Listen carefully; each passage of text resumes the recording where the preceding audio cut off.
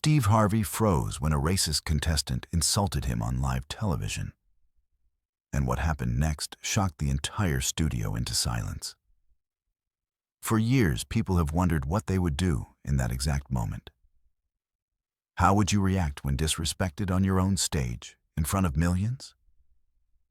But Steve didn't do what anyone expected. He didn't yell. He didn't lose control.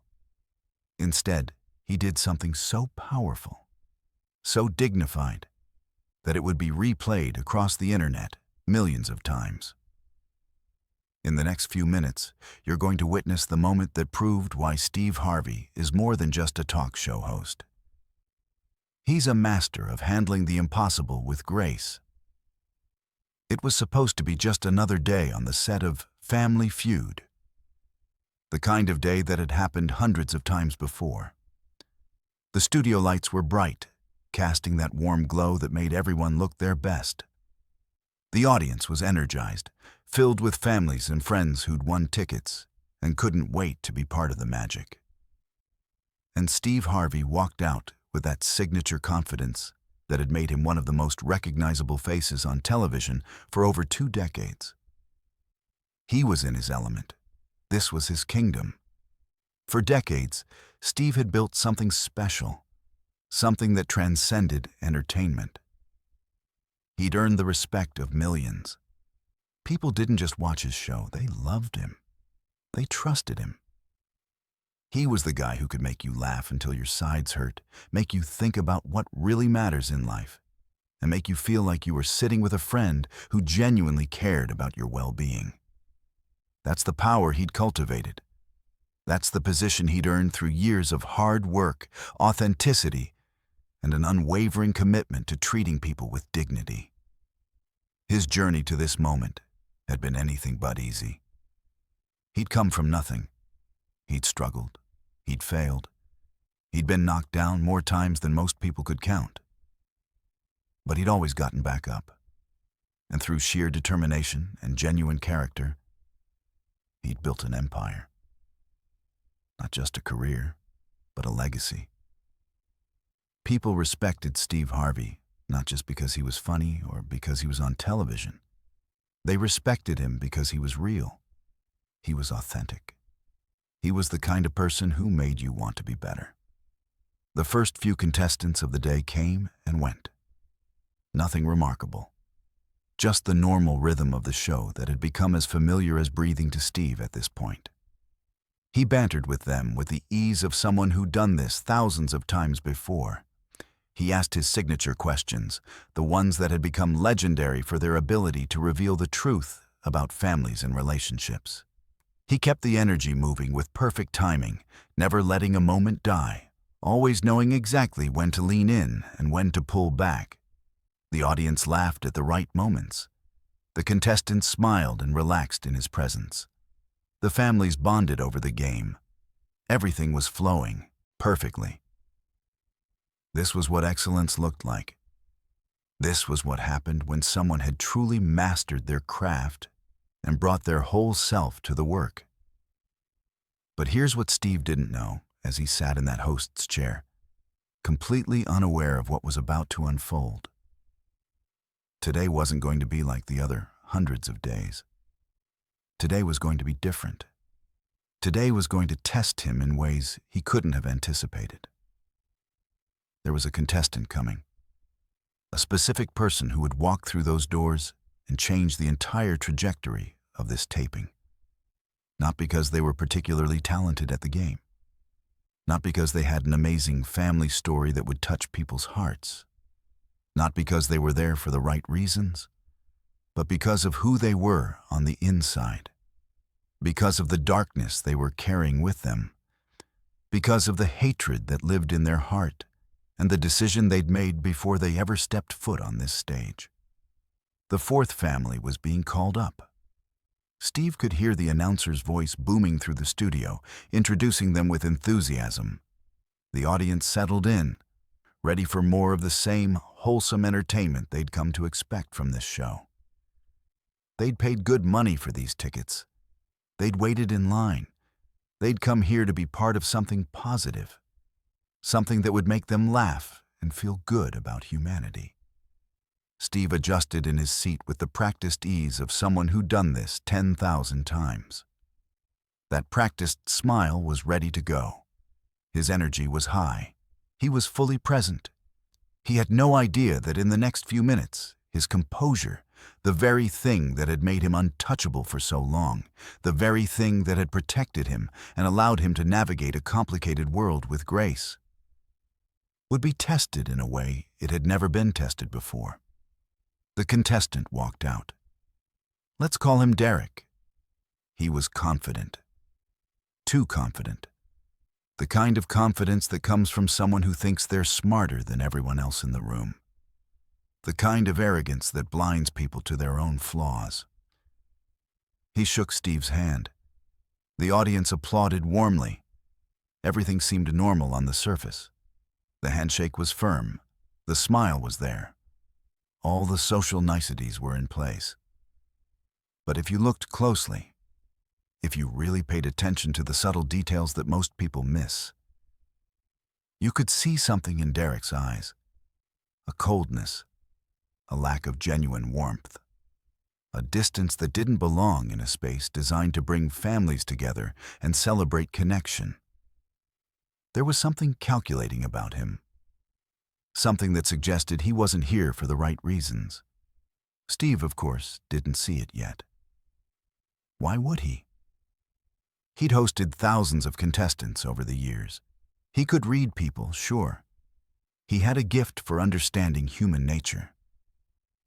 But he wasn't a mind reader. He couldn't see into the darkness that Derek was carrying with him. He couldn't sense the hatred that was about to be unleashed. The questions started. Derek answered them with confidence. He was doing well, actually. His family was competitive, laughing, having what looked like a genuine good time together. From the outside, it all appeared normal. The audience was engaged. The energy was positive. The game was unfolding exactly as it should. But something was brewing beneath the surface. Something dark. Something that would soon shatter the peaceful atmosphere of the studio. What Steve didn't realize in that moment was that Derek had come to this show with an agenda. Not to play a game and win money for his family. Not to have a fun experience and create memories. But to test boundaries. To see how far he could push. To see if he could get under the skin of the most composed man on television. To see if he could rattle someone who was known for never losing his cool. And he was about to try. The questions kept coming. Derek kept answering.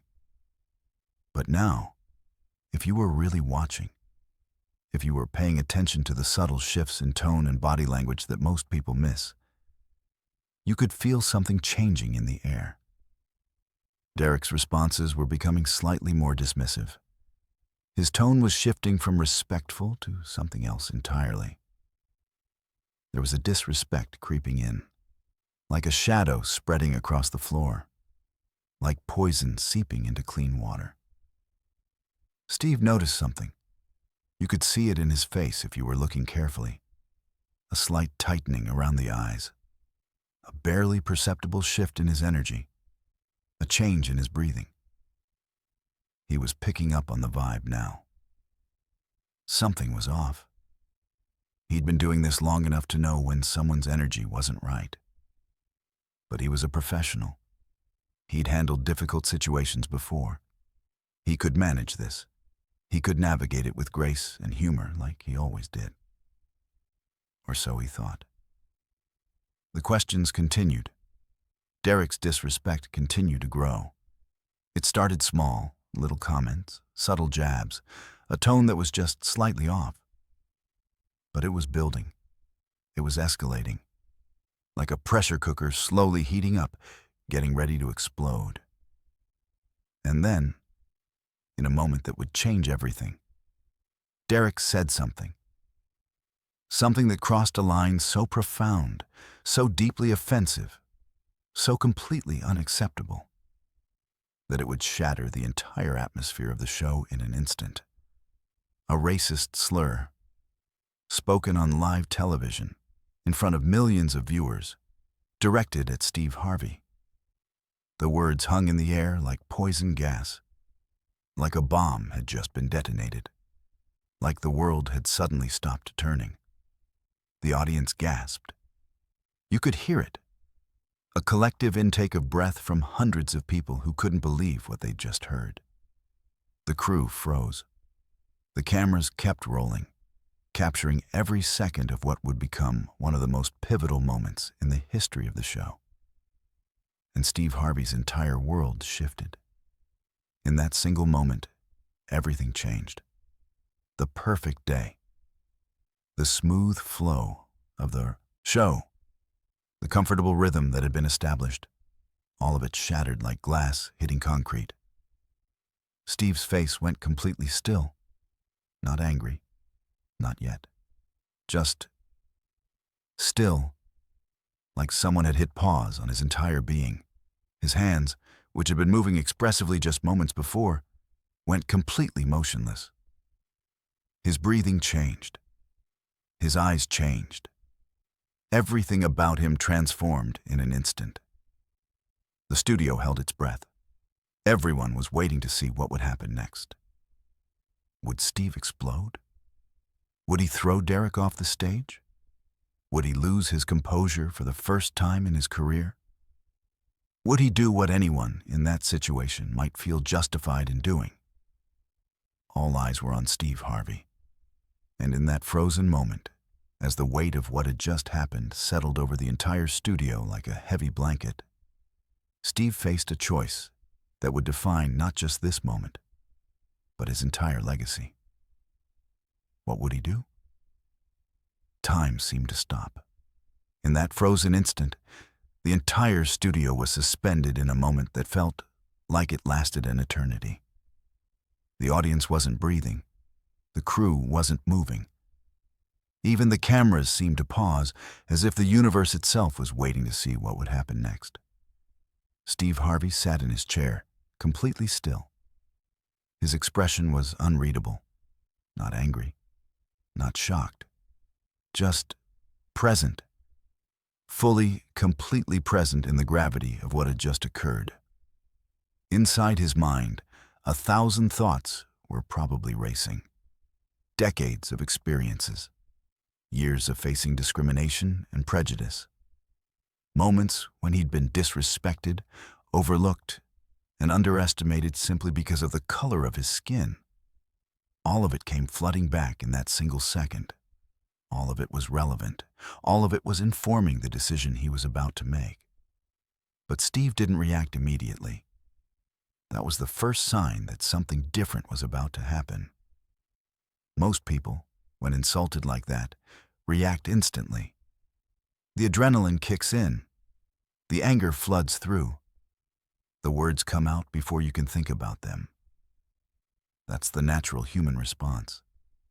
That's what everyone in that studio probably expected to see. But Steve wasn't most people. He took a breath, a long, deliberate breath that seemed to calm everything around him. You could see his shoulders relax slightly, his hands unclenched. His face, which had been tight with shock, began to shift into something else entirely. And then he did something that would shock everyone in that studio even more than the insult itself. He smiled. Not a fake smile, not a grimace, not the kind of smile you wear when you're trying to hide your pain, but a genuine, authentic smile. The kind of smile that comes from a place of deep wisdom and understanding. The kind of smile that says, I see you, I understand what you're doing, and I'm not going to let you win. Wow, Steve said, his voice calm and measured. Not loud, not aggressive, just clear, steady, in control. The audience didn't know what to do. They'd expected an explosion. They'd expected anger. They'd expected Steve to lose his composure. But instead, they were seeing something completely different. They were seeing a man who was choosing his response rather than reacting to it. Let me tell you something, Steve continued, leaning forward slightly in his chair. His eyes were locked on Derek's, direct, unflinching. "I've been doing this for a very long time, and in all my years, I've learned one thing. People who feel the need to tear others down are people who are deeply insecure about themselves." The studio was completely silent now, not the shocked silence from before, but an attentive silence, a silence that suggested people were about to witness something important. "You came here today thinking you were going to upset me," Steve said.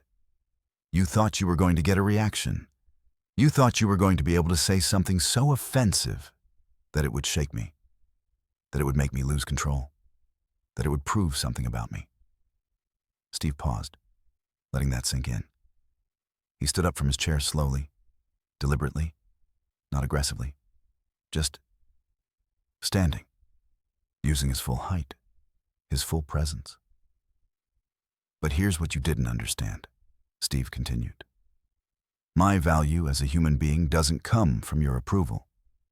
It doesn't come from your respect. And it certainly doesn't come from your acceptance. My value comes from who I am on the inside. It comes from the work I've done. It comes from the lives I've touched. It comes from the legacy I'm building." Derek's face was starting to change now. The confidence was draining from it. The arrogance was fading. What was left was something smaller, something more human, something that looked a lot like shame. "You know what I see when I look at you?" Steve asked. "I see someone who's hurting. I see someone who's so full of hatred that you felt the need to come on national television and try to diminish someone else just to feel better about yourself. And that's sad. That's genuinely sad." The audience was completely with Steve now. You could feel the energy shift. What had been shock and confusion was transforming into something else. Respect, admiration, recognition of what they were witnessing. "I'm not going to sit here and pretend that what you said didn't hurt," Steve continued, his voice still calm but with more emotion now. "It did. Words have power. Hatred has power. But you know what has more power? Grace, dignity, the choice to respond with love instead of anger." Steve walked closer to Derek, not threateningly, just closer, making a point with his physical presence. "I could respond to you the way you deserve to be responded to," Steve said. "I could match your energy. I could give you the reaction you came here looking for. I could lose my composure and prove to everyone watching that you got to me. But I'm not going to do that, because that would mean you won. That would mean that your hatred was powerful enough to change who I am." Derek's eyes were starting to water now. The realization of what he'd done was starting to sink in. "Instead, I'm going to do something different," Steve said. "I'm going to show you what real strength looks like. Real strength isn't about being angry. Real strength is about being able to stay calm when someone's trying to provoke you. Real strength is about choosing love over hate. Real strength is about being able to look someone in the eye who's just tried to hurt you and still see their humanity." Steve turned to face the audience now, but he was still very much addressing Derek. "This moment right here," Steve said, gesturing to the studio around him. "This is going to be remembered. This is going to be watched by millions of people. And they're going to see two different choices. They're going to see the choice to tear down. And they're going to see the choice to build up. And they're going to decide which one they want to be." He turned back to Derek. "I hope you learned something from this," Steve said, his voice filled with genuine compassion. "I hope you take this moment and use it as a wake-up call. Because the path you're on, the path of hatred and disrespect, it doesn't lead anywhere good. It doesn't lead to happiness. It doesn't lead to peace. It leads to isolation. It leads to emptiness. The studio was completely silent. Even Derek wasn't moving. He was just standing there, the weight of what had just happened settling over him like a heavy blanket. "Security," Steve said calmly, not with anger, but with authority. "I think this family's time on our show is done." As security moved toward Derek, Steve did something that shocked everyone, even more than everything that had come before. He extended his hand toward Derek. Not for a handshake, but in a gesture of, what? Forgiveness? Understanding? A final acknowledgement of Derek's humanity despite what he'd done. Derek looked at that hand like it was the most confusing thing he'd ever seen. He didn't take it. He couldn't. He was too overwhelmed, too ashamed, too caught off guard by the response he'd received. As security escorted Derek and his family out of the studio, the audience began to applaud. Slowly at first, then building into a thunderous ovation. Not for Steve winning an argument, but for something much more profound, for witnessing grace in action, for seeing someone choose the high road when they had every right to take the low road. Steve stood there for a moment, letting it all wash over him. The applause, the recognition, the understanding that what had just happened was bigger than one moment on one show. This was going to ripple outward. This was going to be talked about. This was going to matter. He looked at the remaining families on stage. Their faces were a mixture of shock, respect, and something else. Something that looked a lot like inspiration. Like they'd just witnessed what it looked like to be truly strong, truly dignified, truly in control of your own narrative. "Well," Steve said, his voice steady but with a hint of emotion, "I think we all just learned something today." He turned to the camera, and for a moment, he was speaking directly to the millions of people watching at home. "Life is going to test you," Steve said. "People are going to try to hurt you. They're going to say things that are meant to diminish you. They're going to try to make you react in ways that don't reflect who you really are. But remember this, you get to choose how you respond. You get to decide what kind of person you're going to be in those moments. And that choice is everything." He paused, letting that sink in. "Now, let's get back to the game," Steve said, his signature smile returning. "Because that's what we're here to do. We're here to celebrate families. We're here to have fun. We're here to remind people that there's still good in this world." And just like that, the show continued. The energy shifted back to what it had been before. But everyone in that studio knew that something had changed. Something fundamental had shifted. They'd witnessed something rare. They'd witnessed someone choosing grace under pressure. They'd witnessed someone refusing to let hatred win. As the show continued and the remaining families played their games, the cameras occasionally caught Derek and his family being escorted out of the studio.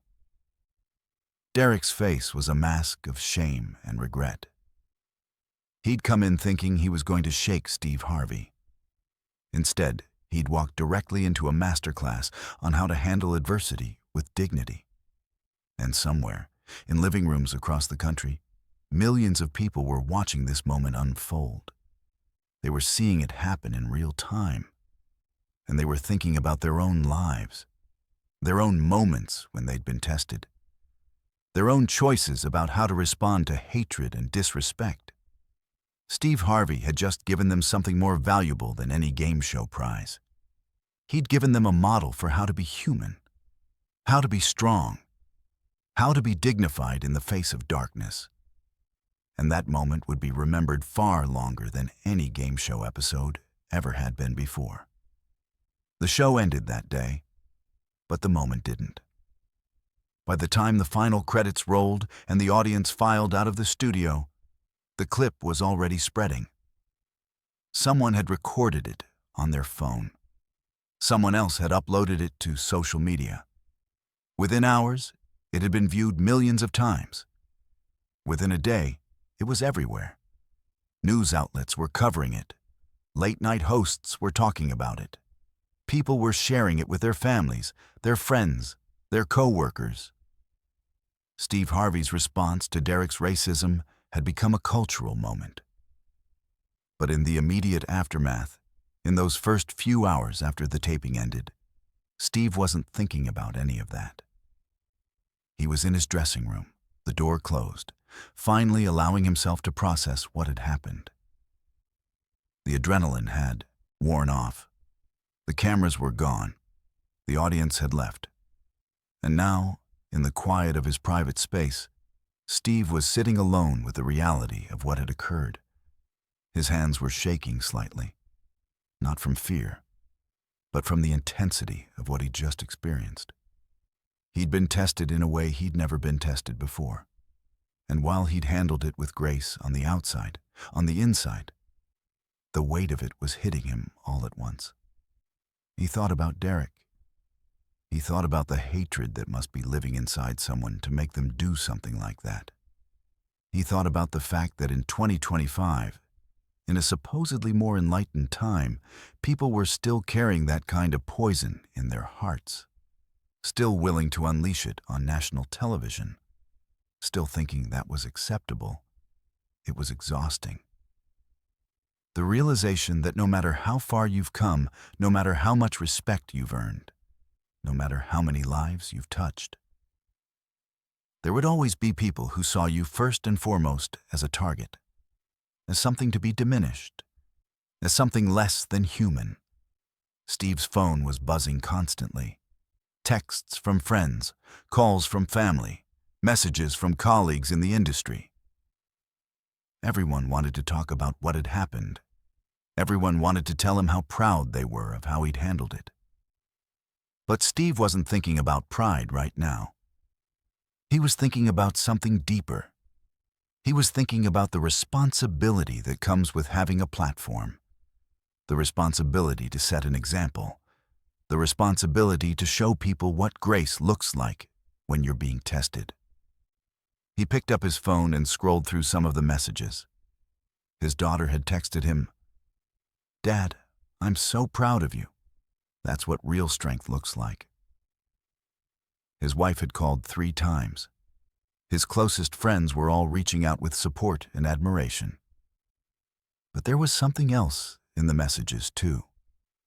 Something that Steve found even more meaningful. There were messages from people he didn't know.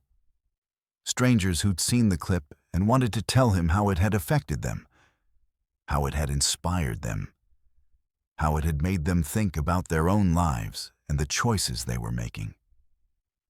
One message in particular stood out. It was from a young black man named Marcus. He'd written, "Mr. Harvey, I was having a really dark day today. I was thinking about giving up. I was thinking that the world was too full of hatred for me to keep fighting. And then I saw what you did. I saw how you responded with grace instead of anger. And it reminded me why I keep going. Thank you for that." Steve read that message 3 times. He read it until his eyes were blurry with tears. Because that's what it was really about. That's what mattered. Not the millions of views, not the headlines, not the applause, but the fact that one person he'd never met, had been touched by his choice to respond with grace. That was everything. Over the next few days, the story continued to evolve. News outlets started digging into who Derek was. They found out about his background. They found out that he had a history of racist behavior. They found out that he'd been banned from several establishments for similar incidents.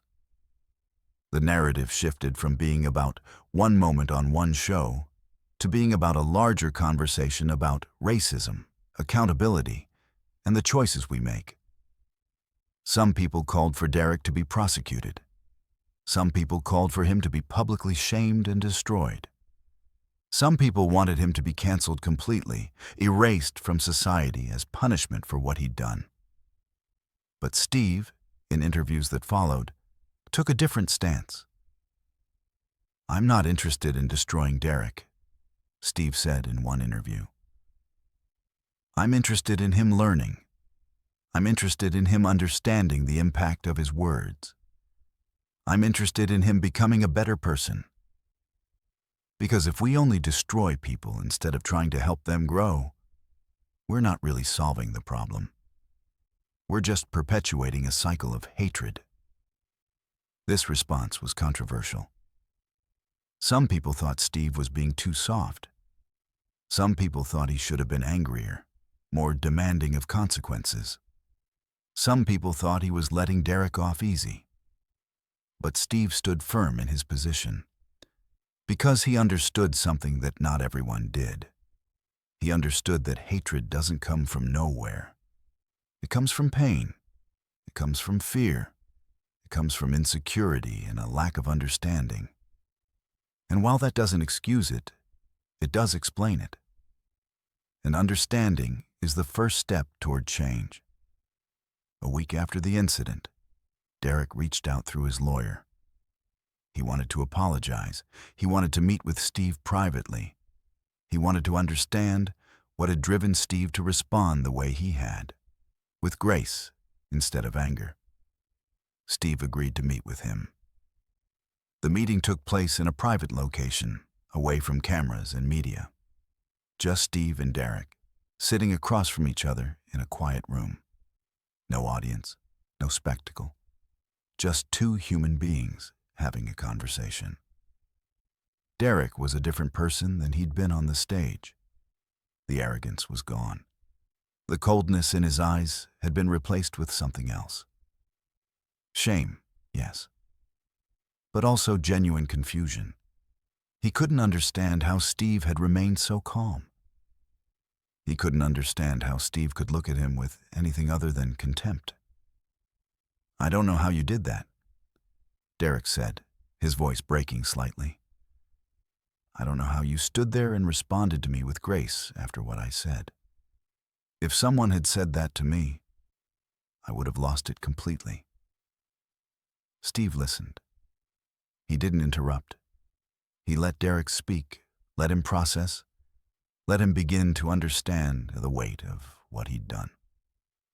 "I came on that show thinking I was going to prove something," Derek continued.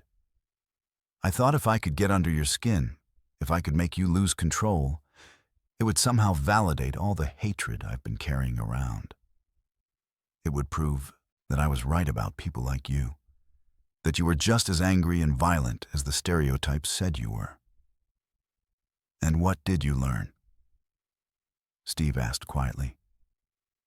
Derek was silent for a long moment. When he spoke again, his voice was barely above a whisper. "I learned that I was wrong. I learned that the stereotypes I've been believing in are just lies. I learned that you're just a person, a good person. And I tried to hurt you, and you responded with kindness. And I don't know how to process that." Steve leaned forward. "That's the beginning of understanding," he said. "That's the beginning of growth. You came in here with a certain belief system, and you were proven wrong. That's uncomfortable. That's painful. But that's also where change happens." Over the next hour, Steve and Derek had a conversation that would change Derek's life. Steve shared his own experiences with racism.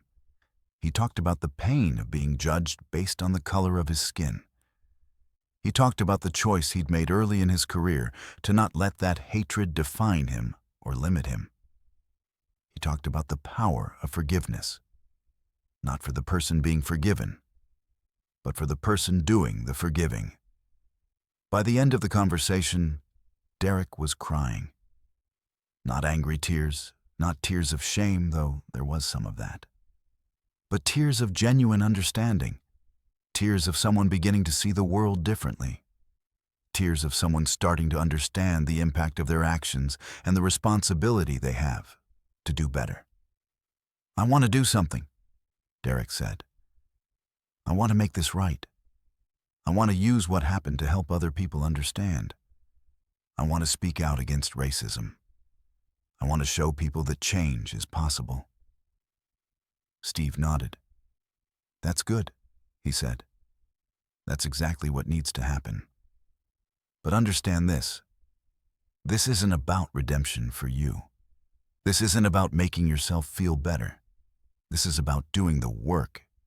This is about putting in the effort to become a better person, day after day, choice after choice." "I understand," Derek said. And somehow, in that moment, Steve believed him. The story didn't end there. Derek did become an advocate against racism. He gave talks. He shared his story. He became a living example of how someone can change when they're willing to do the work. Was it perfect? No. Did everyone accept his transformation? No. But he was trying. He was genuinely trying to be better. And Steve, watching from a distance, was proud of that. Not because Derek had been redeemed, but because Derek had chosen to grow. Meanwhile, the original moment, Steve's response to Derek's racism, continued to ripple outward. It became a teaching moment in schools. It was discussed in diversity training programs. It was analyzed by psychologists and sociologists. It became a cultural touchstone for what grace under pressure looks like. But for Steve, the most meaningful part wasn't any of that. It was the letters. The thousands of letters that came in from people who'd been touched by what they'd witnessed. People who said it had changed their perspective. People who said it had inspired them to respond to hatred in their own lives with grace instead of anger. People who said it had reminded them of the power of choosing love. One letter in particular meant everything to Steve. It was from a woman named Patricia. She'd written, "Dear Mr. Harvey, I want you to know that what you did that day saved my life. I was in a dark place. I'd been the victim of racism my entire life, and I was full of anger. I was planning to respond to that anger in ways that would have destroyed me. And then I saw what you did. I saw how you chose grace. And it reminded me that I don't have to let the hatred of others define me. I don't have to become what they want me to be. I can choose to be better. I can choose to be stronger. Thank you for that gift." Steve read that letter and wept. Because that's what it was really about. Not winning an argument with Derek, not proving that he was better or stronger or more dignified, but the opportunity to touch someone's life, to inspire someone to make a different choice, to show someone that there was another way. That was the real victory. And as Steve sat in his office, surrounded by the evidence of the impact he'd had, he understood something fundamental about his life and his purpose. He understood that every moment mattered. Every choice mattered. Every interaction was an opportunity to either perpetuate hatred or to break the cycle. And he was going to keep choosing grace, no matter what, no matter how hard it was, no matter how many times he was tested. Because that's who he was, and that's who he was going to be. 3 months had passed since that day on the set of Family Feud. 3 months of living in a world that had fundamentally shifted because of one moment of grace. Steve was sitting in his office at the studio, looking out the window at the Los Angeles skyline.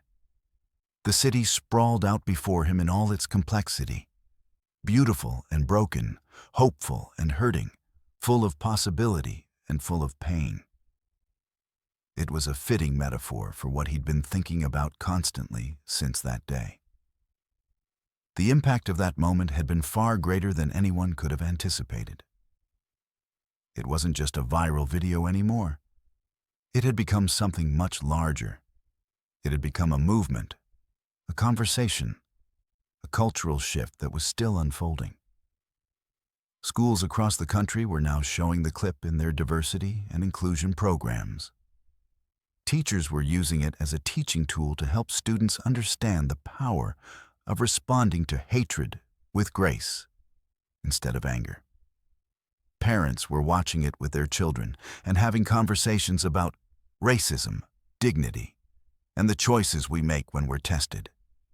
Universities were inviting Steve to speak about his approach to conflict resolution.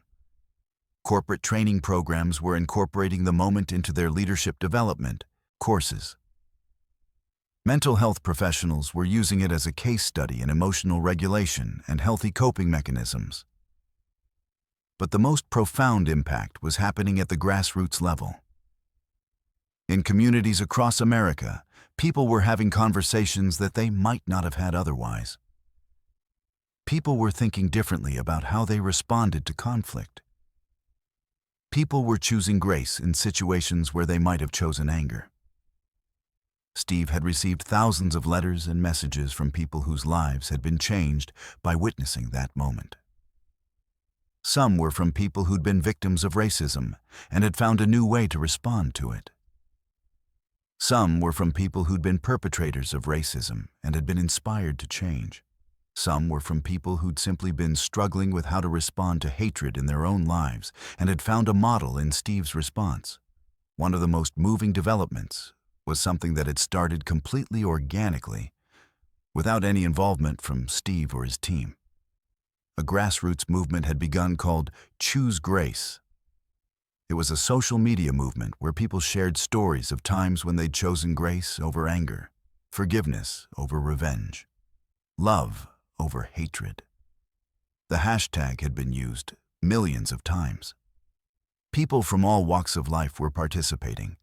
It had become a global conversation about the power of choosing compassion in a world that often demanded the opposite. Steve's phone rang. It was his publicist, calling with news. "Steve, you're not going to believe this," she said, her voice filled with excitement. "The United Nations has reached out. They want you to speak at their next conference on conflict resolution and peace building. They want to use your story as a centerpiece for a global conversation about how to address hatred and division." Steve felt a wave of emotion wash over him. The United Nations, a global platform, the opportunity to take what had happened on one game show stage and use it to inspire change on a much larger scale. "When?" he asked. "Next month, in New York. They're putting together an incredible lineup of speakers, activists, world leaders, peacemakers. They want you to be the keynote speaker." Steve hung up the phone and sat back in his chair. He thought about how far this had all come, how one moment of choosing grace had spiraled outward in ways he could never have imagined, how his response to Derek had become something much bigger than himself. But he also knew that this was just the beginning. Because the real work, the hard work, was just getting started. Over the next few weeks, Steve began preparing for his speech at the United Nations. He thought deeply about what he wanted to say. He thought about the responsibility that came with having a global platform. He thought about the opportunity to inspire change on a massive scale. He also began researching the state of conflict and division in the world. He looked at the statistics on hate crimes. He studied the rise of extremism globally. He examined the ways that hatred was being weaponized in different parts of the world. And he began to understand something that he'd always known on some level, but that now became crystal clear. The problem was bigger than any one person. It was bigger than any one moment. But moments matter. Individual choices matter. And if enough people made the choice to respond with grace instead of anger, to choose love instead of hatred, to choose understanding instead of judgment, then maybe, just maybe, you could shift the entire trajectory of human civilization. That was what Steve wanted to communicate at the United Nations. That was the message he wanted to share with the world. Meanwhile, Derek had continued on his own journey of transformation. He'd become a public speaker himself, sharing his story of how he'd been changed by Steve's response to his racism. He was working with organizations that focused on deprogramming people from extremist ideologies. He was using his platform to help others understand the damage that hatred does, not just to the people it's directed at, but to the people carrying it. Steve and Derek had remained in contact. They'd developed an unlikely friendship, a friendship that had been born out of hatred but had transformed into something beautiful. They occasionally did interviews together, talking about their experience and what it had taught them both. In one particularly powerful interview, Derek had said, "I came into that studio thinking I was strong. I thought my hatred made me powerful. But what I learned is that real strength is in the ability to see someone's humanity even after they've tried to hurt you. Real strength is in the choice to respond with grace. Steve Harvey showed me what real strength looks like, and it changed everything about how I see myself and the world." The interview had gone viral, of course, because people were hungry for this narrative.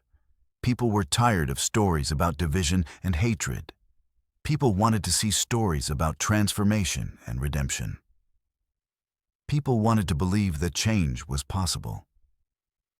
But not everyone was happy about the direction things were taking. There was a segment of the population that felt like Steve was being too soft on Derek. They felt like Derek should have been punished more severely. They felt like Steve's grace was enabling Derek's behavior rather than holding him accountable. They organized online campaigns criticizing Steve's approach. They accused him of being a sellout. They said he was betraying the black community by forgiving a racist. Steve was aware of this criticism. He acknowledged it. He understood where it was coming from. But he also stood firm in his conviction that grace and accountability weren't mutually exclusive. Derek had been held accountable by the public, by the media, by his own conscience. But he'd also been given the opportunity to grow and change, which was something that the purely punitive approach wouldn't have allowed. In an interview addressing the criticism, Steve had said, "I understand the anger. I understand the frustration. We've been hurt as a community, and we have every right to demand accountability. But I also believe that if we only respond to hatred with more hatred, we're never going to break the cycle. At some point, someone has to be willing to extend grace. Someone has to be willing to believe that people can change. And I choose to be that person." It was a nuanced position, and not everyone agreed with it. But it was authentically Steve's, and he wasn't going to compromise on it just to make other people comfortable. As the date of the United Nations speech approached, Steve found himself reflecting on the entire journey. He thought about that moment on the stage when Derek had said the slur. He thought about the split second when he'd had to decide how to respond. He thought about all the moments since then that had been shaped by that one choice. He thought about Marcus, the young man who'd said Steve's response had saved his life. He thought about Patricia, the woman who'd written that letter about how witnessing grace had changed her trajectory. He thought about all the people in between, the teachers, the students, the parents, the activists, the world leaders, who had been touched by what had happened. And he understood that this was his legacy now. Not just Family Feud, not just his comedy career or his books or his other accomplishments, but this moment, this choice, this demonstration of what it looks like to choose grace under pressure. The night before his United Nations speech, Steve couldn't sleep. He was too energized, too aware of the significance of what was about to happen. He sat at his desk and wrote out his speech by hand, pouring his heart onto the pages. He wrote about the moment with Derek. He wrote about the choice he'd made. He wrote about why grace matters. He wrote about the responsibility we all have to break cycles of hatred. He wrote about the possibility of transformation. He wrote about hope. And as he wrote, he felt something shift inside him. He felt the weight of his responsibility, but he also felt the lightness of knowing that he was doing what he was meant to do. He was using his platform to inspire change. He was using his voice to speak for those who didn't have a voice. He was using his story to help others find their own path toward grace. By the time the sun came up, Steve had finished his speech. He read it through once, and he knew it was right. It was honest. It was vulnerable. It was powerful. It was exactly what needed to be said. He thought about standing on that stage at the United Nations, looking out at world leaders and activists and peacemakers from around the globe. He thought about sharing his story. He thought about the impact it might have. He thought about the possibility that his words might inspire someone to make a different choice in their own life. Someone to respond to hatred with grace. Someone to choose love over anger. And he smiled, because he understood that this was what his life was really about. Not the fame, not the accolades, not the success, but the opportunity to touch people's lives, to inspire them, to show them what's possible when you choose grace. That was everything. 3 months after the incident on Family Feud, Steve Harvey stood outside the United Nations in New York City, ready to share his story about grace and the power of choice. His experience had sparked a global movement, with his message resonating in schools, communities, and organizations worldwide. As he took the stage, he recounted the moment when Derek made his racist remark and how he chose to respond with grace instead of anger. He emphasized the importance of understanding and compassion in combating hatred, urging the audience to make a conscious choice to respond with love. His speech was well received, leading to meaningful discussions among delegates who recognized the potential for change in their own countries. Steve's message spread rapidly, leading to invitations to speak at various events, where he continued to promote the principles of grace and understanding. Meanwhile, Derek was also making strides in advocacy, collaborating with Steve on workshops aimed at addressing racism. Together, they created safe spaces for dialogue, transforming lives and fostering healing. As Steve reflected on this journey, he remained grounded and committed to spreading the message of choosing grace. He understood that while challenges lay ahead, the choice to respond with love was always within reach. With renewed purpose, he continued to advocate for compassion, believing in the power of individuals to make a difference.